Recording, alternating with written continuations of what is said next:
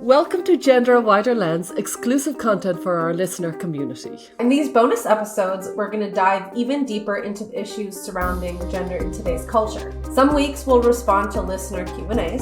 And we'll also be introducing a series called Dinner Party Conversations. And here we start grappling with the difficult question, such as how do we talk to people in real life about gender? And we also dive a bit deeper into topics that we touched on in the full episode. Here is the bonus conversation. All right, so Maggie, when you are out and about in the real world, and it's interesting too because you're a clinician and someone who's gone through this as a mom with her own child. Are there diplomatic or effective ways that you talk with people about this whole gender thing? No.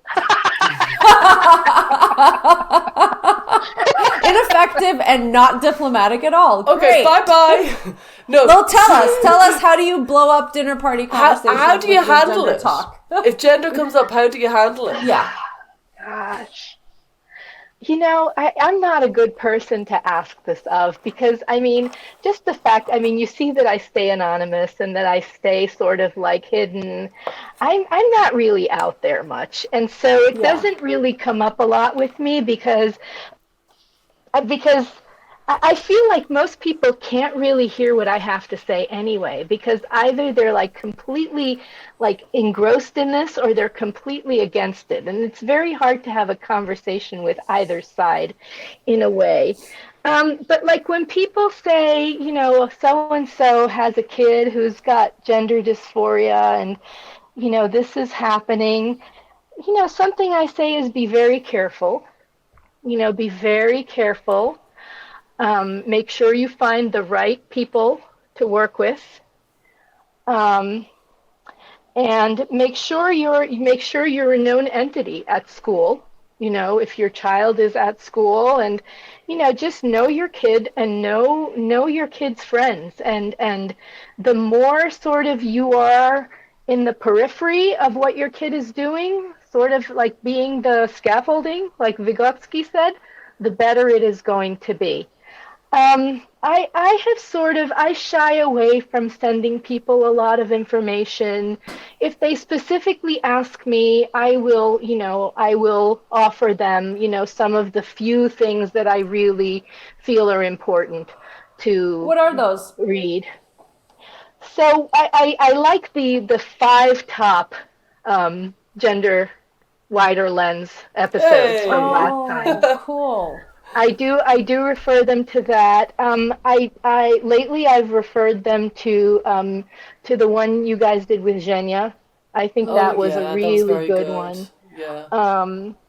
There are a few things that I will. I like Lisa Selin Davis's writing a lot. Yeah, you know, so depending on who they are and what they're sort of able to take in, I think you have to be sensitive to like what people are wanting and what they're wanting to take in.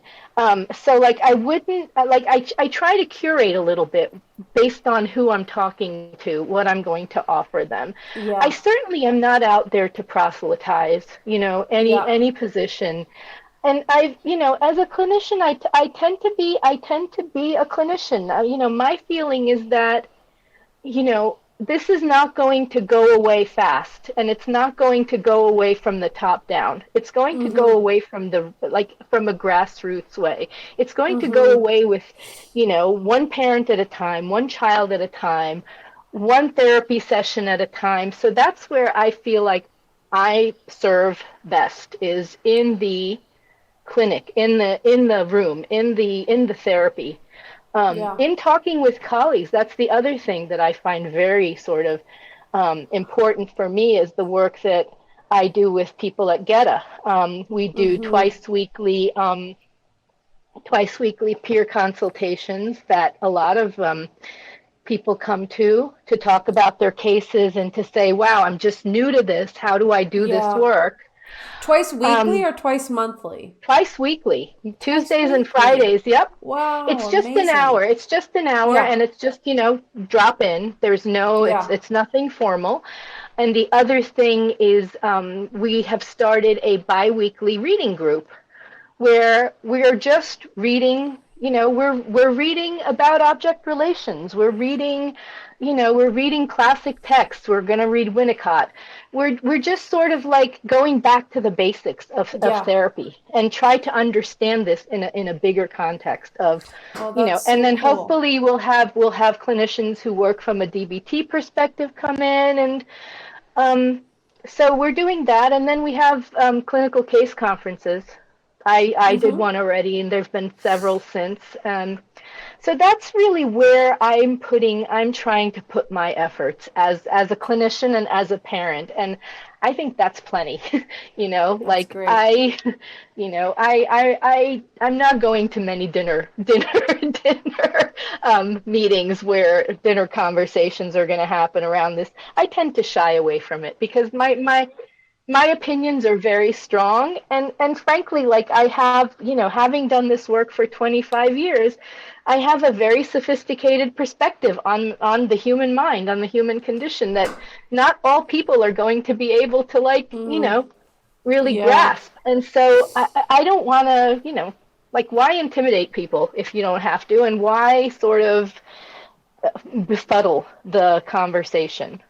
I um suppose the answer to that is that there's been a massive miscommunication insofar as, well, I don't know if it's been a miscommunication, but the public have misunderstood an awful lot, and yeah. we're in a world where it feels like propaganda has taken hold.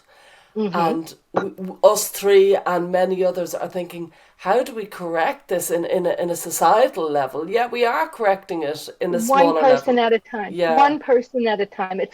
I don't see it changing any other way. yeah, It's Yeah. like talking with one clinician at a time, with one parent at a time, and then sincerely just telling the story, like Yeah. for me, sincerely telling my story of what I went through and what I did, and how I think about it. That's really all I can do, and I think So that's already, yeah. Go that ahead. that is already a lot. I mean, that's a lot, and also you're kind of contributing professionally by kind of supporting other clinicians who are doing this work. But I just want to kind of summarize like takeaways of what you're saying. Number one, be really sensitive to the person you're engaged in a conversation with. Think about what will and will not be impactful for them. Um, Number two, communicate in like stories and narratives that feel like a real person rather than throwing around, let's say, statistics or debating like a political topic. Like use stories of real people that will have an impact. And then when you can, just suggest caution. And I really liked what you said about like if parents are asking you about this, just be careful, make sure you know what's going on with your kid in their school and know your child.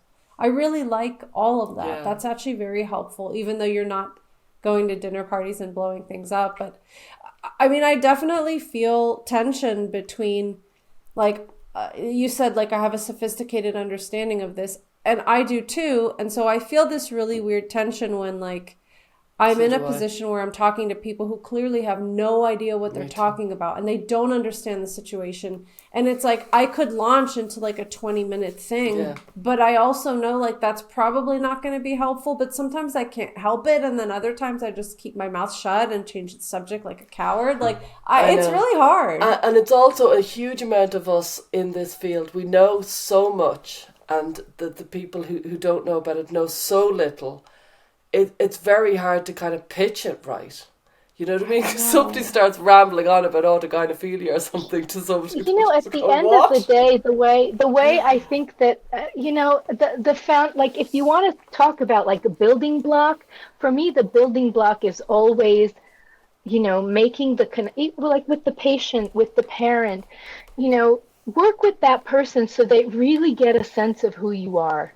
They get a sense of you as a caring, kind person who's really on their side.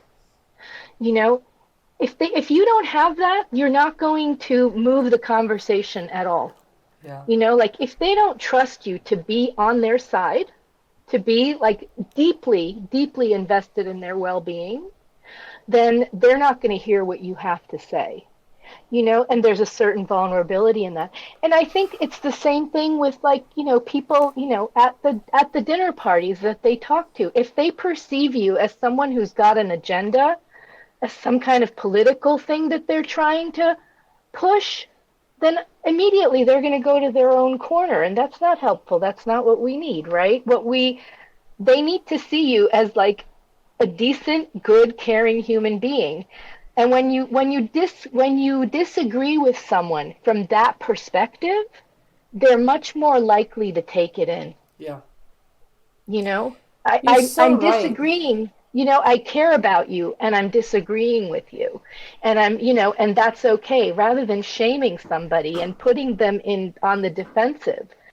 And if that can't happen, don't have the conversation. Yeah. You're not going to change anybody's mind by, pushing this, but how about, it's really not 1% of people who desist. It's really, 40% of kids don't like, I don't talk about numbers and percentages ever at all. First of all, because I've always been horrible at math and statistics. Same. And second of all, because I don't think people get it, and I don't think it touches people in the same way. Only 1% of, kids actually detransition. Well, that 1% is important. Yeah. If it is just back 1%, to basics. This is just such a, this has been, this whole conversation, both this section and before, is like, this is a back to basics. It really is. Sometimes we know too much and it's hard to actually get to that very basic human fundamental level. And that's what I love about someone like you or Stephen Levine. Like, we just get to the human elements in these things because all the stats and politics really distract us. And really, it detracts from the work that we can do. Yeah. It detracts from the people we're supposed to be caring for, really. Yeah. Well, Maggie, we're very grateful that you joined us for this. I'm grateful for you dinner guys. party conversation. Thanks, Maggie. Well, invite me for dinner sometime, and we'll see what the conversation is. We'll get you going. We've done that before, and let's do that again. I would love that. Hopefully soon. Yeah. All right, Maggie. Thank you. Thank you. All right, guys. Bye. Bye. Thank you for being part of our listener community. Your financial support helps to make all of this possible. For more ways to support the show, please follow us on social media, subscribe to our YouTube channel, like and comment on our episodes, and of course, spread the word about joining the paid community and all the exclusive content you can find there. And for more information, please visit widerlenspod.com.